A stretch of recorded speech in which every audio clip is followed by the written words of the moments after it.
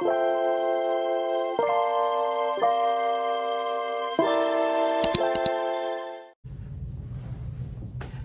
morning, everyone, and thanks for tuning in. Hi, guys. I hope you guys are having a blessed Monday. Yes, guys, it is Monday, and I've been kind of busy this weekend doing some things, but you guys will see the videos.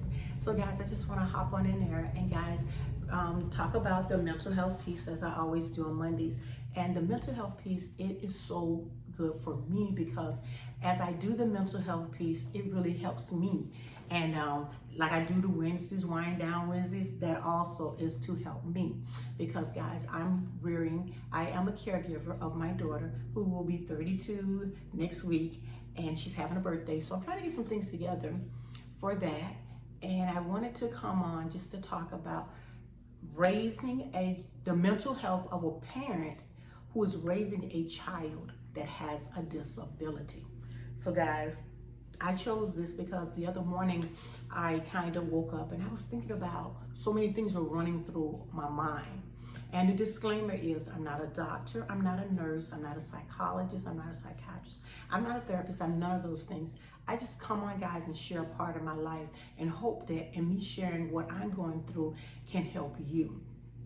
So guys, I was, laying in bed and I was thinking about so much of the mental health piece when it comes to, I think people forget about the mental health piece when it comes to parenting a child that has a disability and the way that the parent looks at the situation.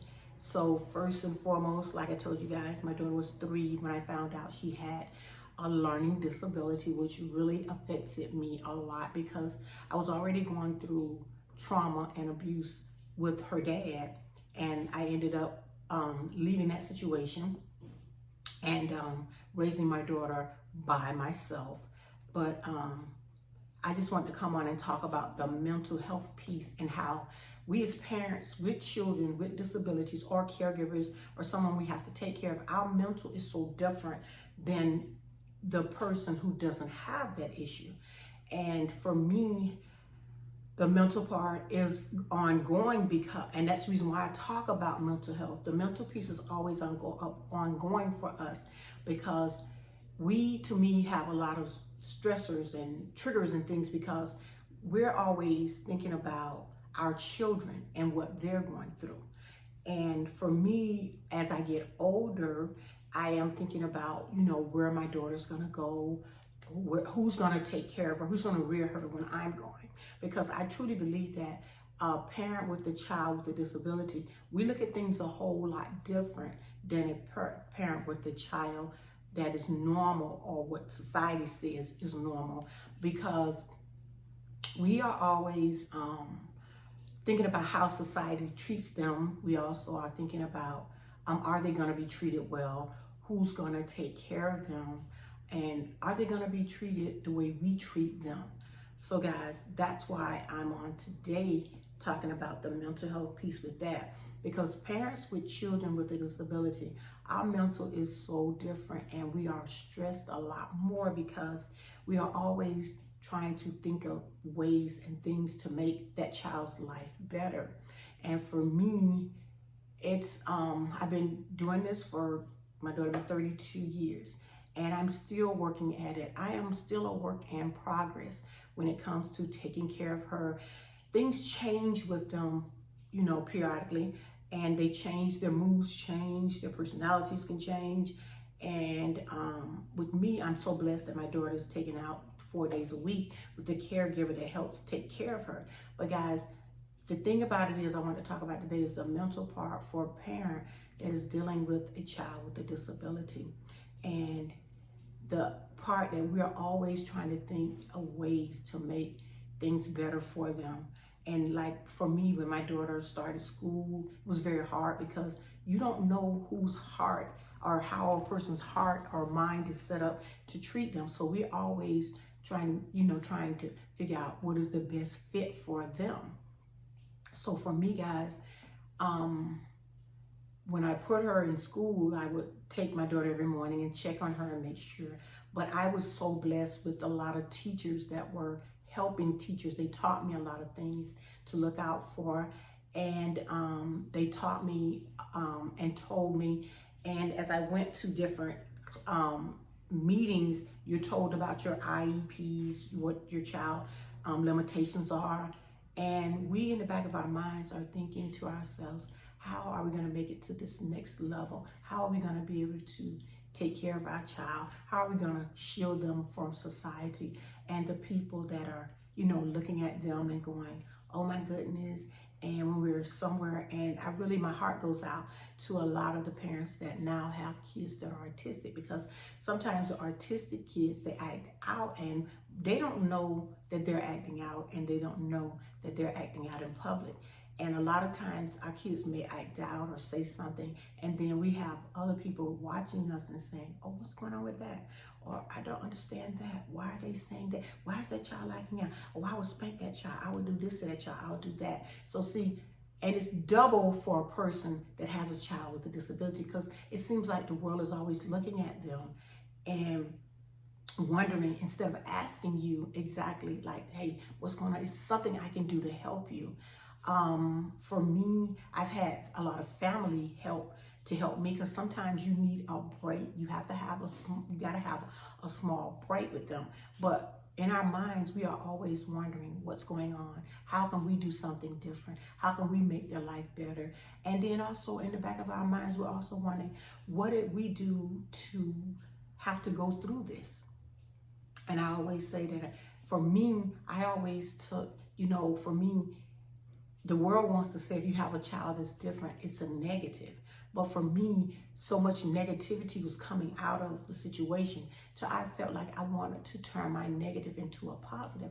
So when people would say to me, and I talk to people now, and I tell them, you can do this. It's doable, because some people don't keep their children if they have a disability. Some people put them in different homes and things like that. And I understand that part of it, but I chose to keep my daughter with me, and I chose to keep rearing her and taking care of her the best I can. But like I told you guys, as I get older, I'm having to make different types of decisions, and also the mindset is totally different. So for a parent with a child with a disability, our mindset is so different, because we're always trying to look normal or be different, or don't want to stand out in the crowd. That weighs on us a whole lot. So for me, guys, I try to be compassionate and understanding and helpful to anyone that I see when their children are having some issues or acting out. We don't understand. It's so many exceptionalities out here. It's so many types of disabilities. You can have physical, you can have mental, you can have emotional, you can have the depression part, you can have all that. But I just wanted to come on and say, be mindful of that parent that has a child with a disability. School's back in. We're going to see some things that look different. And for a parent that has a child with disability, it's even harder for us to send that child out into the world and know that they're going to be taken care of. It's always on our minds, and we're always thinking that way. And if you know someone that has a child like that, try to be helpful to them. Try to, do something to help alleviate that, because I know how I felt. And then I'm also going to throw in a piece, like back up from when she was smaller to now where I am. When I first moved to where I'm here now, my daughter had never been into she's always been in school. And then when they're have a disability, they stay in school till like 22. So my daughter went to school, she has that diploma, then she went to another school after that. They put them in another program, and then you get another diploma. So fast forward to all that, and to the age she is now.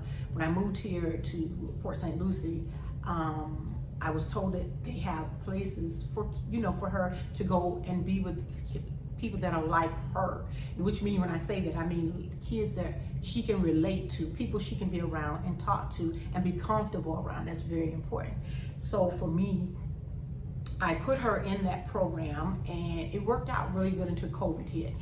But the thing about it is, they had so many things going on for them. Like, they would have Friday night dances, pizza night on Saturday sometimes. And they even had, like here, they had a big prom for all of them. And my daughter was in the ARC, which is a place for kids. There are different types of exceptionalities. And I was really sitting down one day, and you think about it, but sometimes we put it in the back of our minds. And I was there with parents, and they were like talking about, you know, what they're going to do, because they were older than me.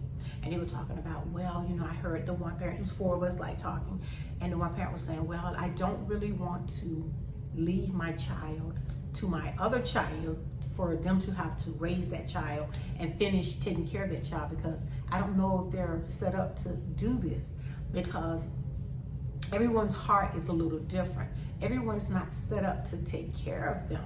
So, you know, I was sitting back and I was thinking about, you know, because you think about your children first. Who's going to be the one? You got to have that conversation. And I have the conversation. I'm like, who's going to be the one if something happens to me to take care of her? And that's a lot weighs on our mind constantly.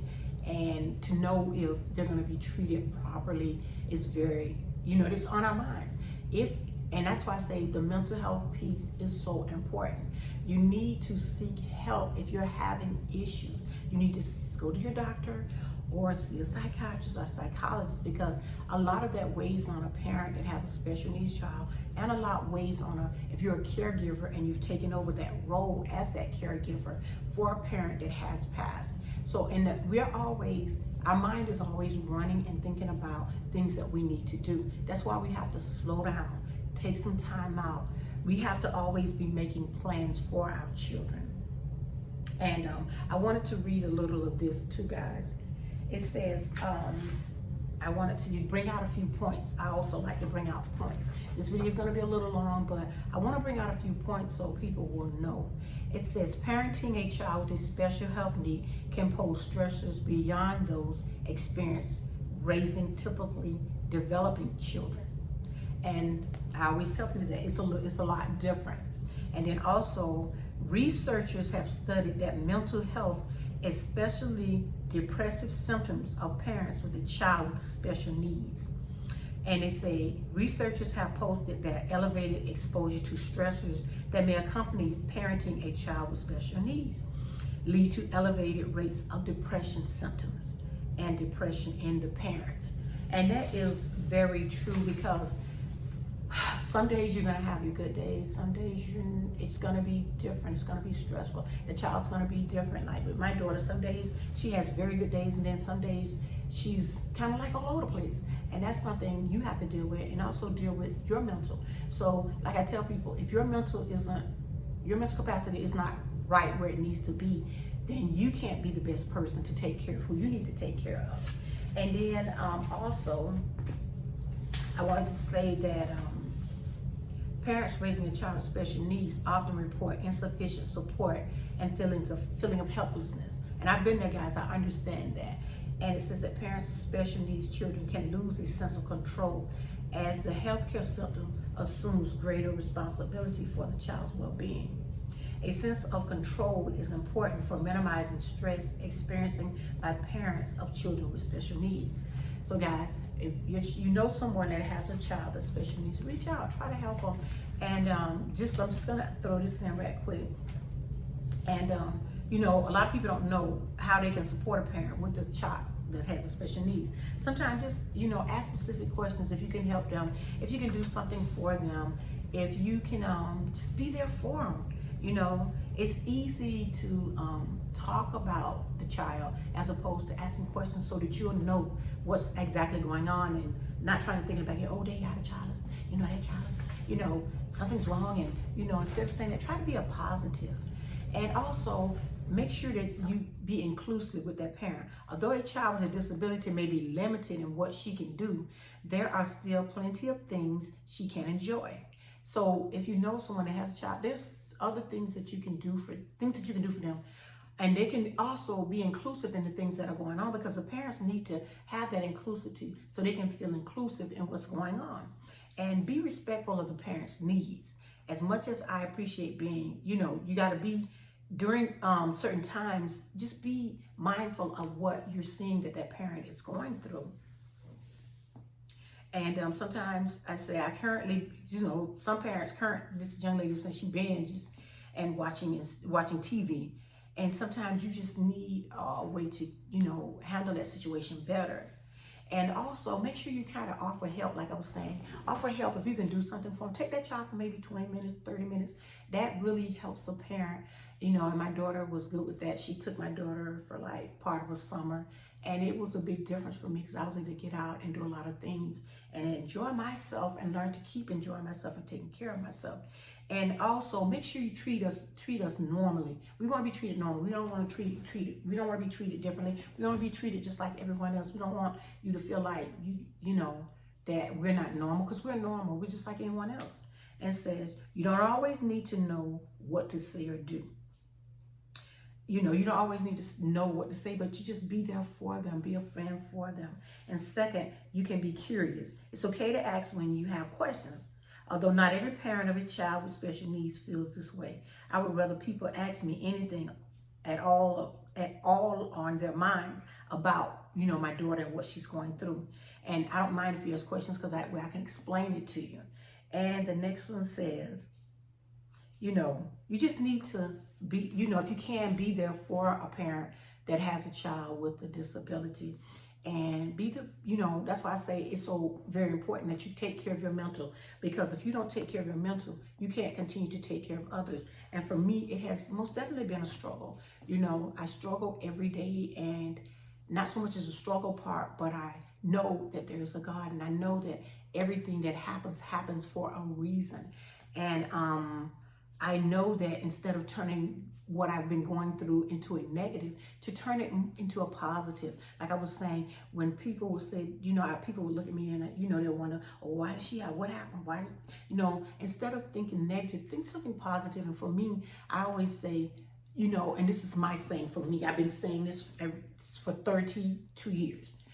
When my daughter had birthday, be 32, but I'm just saying, I've been saying that everything the devil took to hurt me, God turned that thing around to bless me. So as opposed to thinking my daughter was something to hurt me, I took it as a blessing. God gave her to me for a reason.